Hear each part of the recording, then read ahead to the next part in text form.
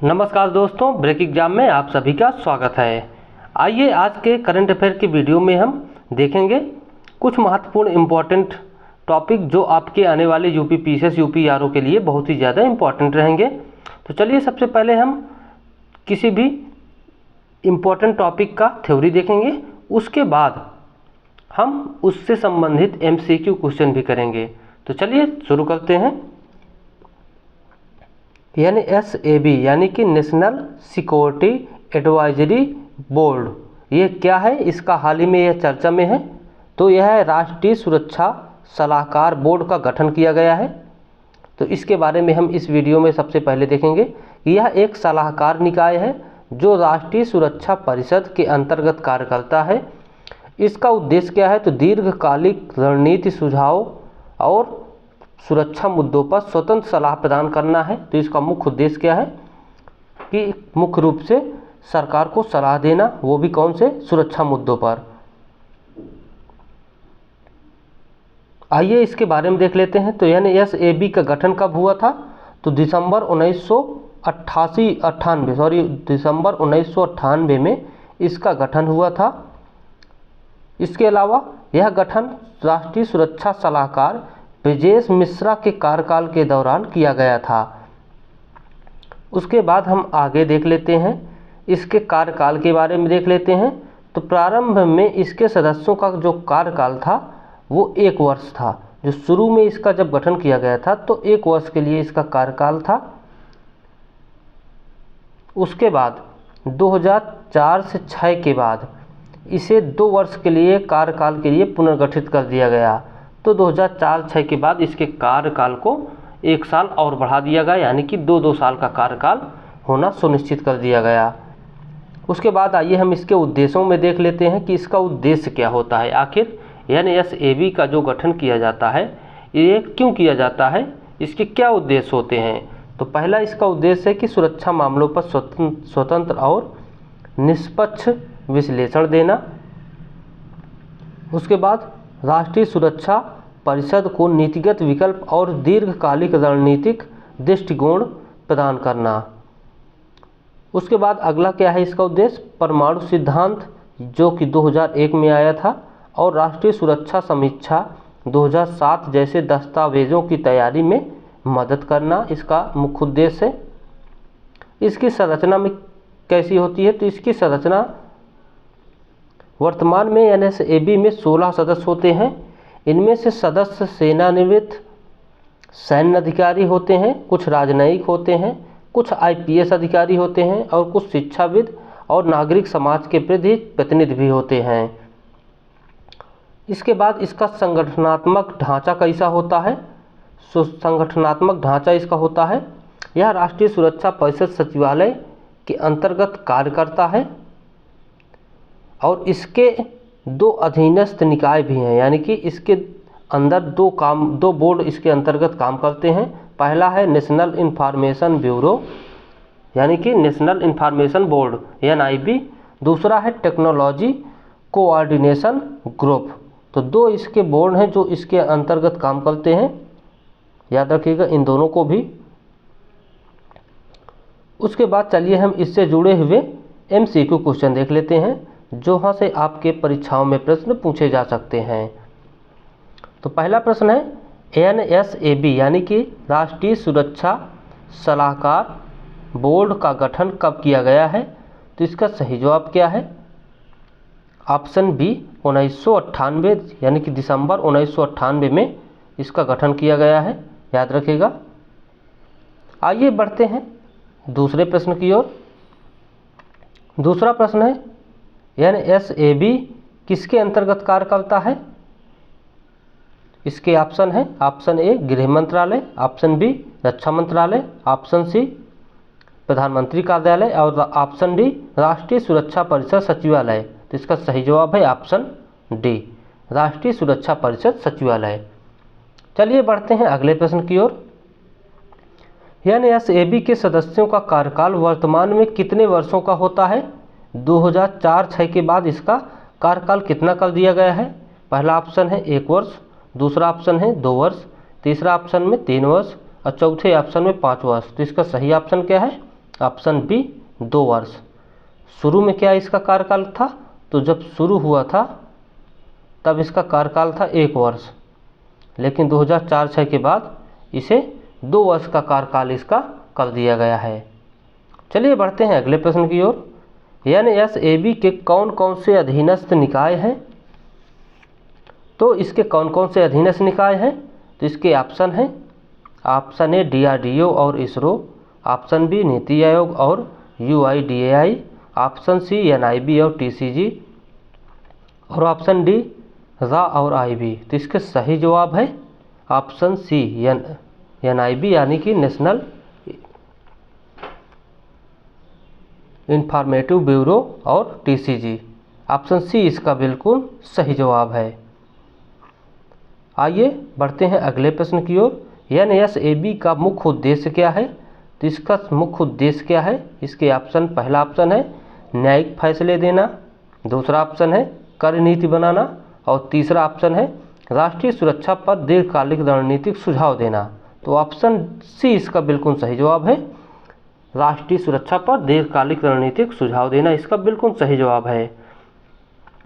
चलिए अगली खबर जो बहुत ही ज़्यादा इम्पोर्टेंट है इसको भी देख लेते हैं। भारत का पहला अंतर्राज्यीय चीता संरक्षण गलियारा बनाया जा रहा है, इसलिए यह चर्चा में है, काफ़ी इम्पोर्टेंट भी है। तो सबसे पहले देखते हैं कि यह क्या है। यह एक वन्य जीव गलियारा परियोजना है जिसका उद्देश्य मध्य प्रदेश और राजस्थान के संरक्षित वन क्षेत्रों को आपस में जोड़ना है। तो इसके भौगोलिक इसका विस्तार कितना है, तो टोटल इसका 17,000 वर्ग किलोमीटर में इसका विस्तार है, जिसमें मध्य प्रदेश में 10,500 वर्ग किलोमीटर और राजस्थान में 6,500 वर्ग किलोमीटर इसका विस्तार है। उसके बाद मुख्य स्थल पालपुर कूनो राष्ट्रीय उद्यान मध्य प्रदेश, कौन से ज़िले में है, तो इसका सही जवाब है श्योपुर। तो श्योपुर में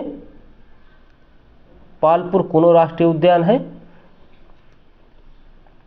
भारत की चीतों की पुनर्स्थापना परियोजना का प्रमुख स्थल पालपुर कूनो राष्ट्रीय उद्यान है, याद रखिएगा, यहाँ पर चीते लाए गए हैं। अगला महत्वपूर्ण स्थान है इस परियोजना के अंतर्गत गांधी सागर वन्य जीव अभ्यारण्य, ये भी कहाँ पर स्थित है, तो मध्य प्रदेश में स्थित है और जिला मंदसौर में, और चंबल नदी के किनारे स्थित है। पहाड़ी क्षेत्र है और विविध वन्य जीवों से भरपूर है, यानी कि यहाँ पर विविधता अधिक मात्रा में पाई जाती है। चीतों के लिए दूसरे आवास के रूप में विकसित किया जा रहा है गांधी सागर वन्य जीव अभ्यारण्य।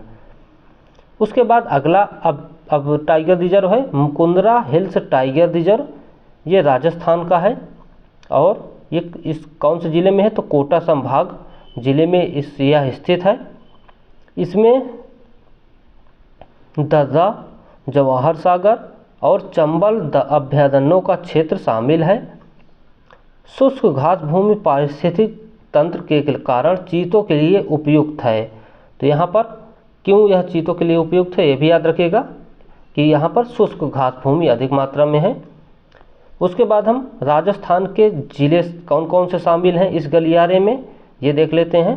तो कोटा, बूंदी, बारा, झालावाड़, सवाई माधोपुर, करौली और चित्तौड़गढ़। उसके बाद इसका विस्तार कहाँ पर है, तो झांसी और ललितपुर के वन क्षेत्र में इसका विस्तार है, देख सकते हैं। उसके बाद हम आगे चलिए देख लेते हैं गलियारे की मुख्य विशेषताएं कौन कौन है। तो संघीय संरक्षण को बढ़ावा देना, यानी कि राज्यों के बीच सहयोग से सहकारी संघवाद का एक उत्कृष्ट उदाहरण प्रस्तुत कर रहा है यह गलियारा। उसके बाद वैश्विक लक्ष्यों के अनुरूप, यानी कि CBD के लक्ष्यों को समर्थन देता है, यानी कि जैव विविधता पर कन्वेंशन का समर्थन करता है। आइए आगे देख लेते हैं इससे जुड़े हुए महत्वपूर्ण प्रश्न जो आपके पेपर में पूछे जा सकते हैं। पहला प्रश्न है, भारत का पहला अंतर्राज्यीय चीता संरक्षण गलियारा किन राज्यों के बीच स्थापित किया गया है, तो इसका सही जवाब है option A Madhya Pradesh Maharashtra, option B Rajasthan और गुजरात, ऑप्शन सी मध्य प्रदेश और राजस्थान, ऑप्शन डी उत्तर प्रदेश और राजस्थान। तो इसका सही जवाब है मध्य प्रदेश और राजस्थान। ऑप्शन सी बिल्कुल इसका करेक्ट जवाब है। चलिए बढ़ते हैं अगले प्रश्न की ओर। कूनो राष्ट्रीय उद्यान किस जिले में स्थित है? तो कूनो राष्ट्रीय उद्यान, इसके ऑप्शन है कोटा, बी श्योपुर, सी मंदसौर और डी बूंदी। तो इसका सही जवाब है ऑप्शन बी, श्योपुर में कूनो राष्ट्रीय उद्यान स्थित है। आइए बढ़ते हैं अगले प्रश्न की ओर। गांधी सागर अभ्यारण्य किस नदी के किनारे स्थित है? तो इसके ऑप्शन है option A Narmada, option B Tapti, option C Chambal और ऑप्शन डी बेतवा। तो इसका सही जवाब है ऑप्शन सी, चंबल नदी के किनारे गांधी सागर अभ्यारण्य स्थित है। उसके बाद हम बढ़ते हैं अगले प्रश्न की ओर। मुकुंदरा हिल्स टाइगर रिजर्व किस राज्य में स्थित है? तो मुकुंदरा हिल्स टाइगर रिजर्व ये स्थित है राजस्थान में। ऑप्शन डी इसका बिल्कुल करेक्ट जवाब है, याद रखिएगा ऑप्शन डी। चलिए बढ़ते हैं अगले प्रश्न की ओर। अगला प्रश्न है निम्नलिखित में से कौन सा जिला राजस्थान में चीता गलियारे में शामिल नहीं है? तो ये अभी आपको हमने बताया है, इसमें कौन कौन से जिले शामिल हैं। तो option A Chittorgarh, option B Jhalawar, option C Udaipur और ऑप्शन डी करौली। तो कौन कौन से जिले इसमें शामिल नहीं है? तो ऑप्शन सी उदयपुर इसमें शामिल नहीं है। याद रखिएगा कि चीता गलियारे में कौन सा जिला शामिल नहीं है? तो उदयपुर। चलिए बढ़ते हैं अगले प्रश्न की ओर। अगला प्रश्न है चीता गलियारा परियोजना को समर्थन देने वाली संस्थाओं में कौन शामिल है? तो इसमें कौन शामिल है चीता गलियारा परियोजना को समर्थन देने वाली संस्थाओं में? तो इसका सही जवाब क्या होगा? ऑप्शन बी NTCA यानी कि नेशनल टाइगर कंजर्वेशन एजेंसी और WII। तो ऑप्शन बी इसका बिल्कुल सही जवाब है। उसके बाद हम बढ़ते हैं अगले प्रश्न की ओर। भारत की यह गलियारा परियोजना किस अंतर्राष्ट्रीय समझौते के लक्ष्यों का समर्थन करती है?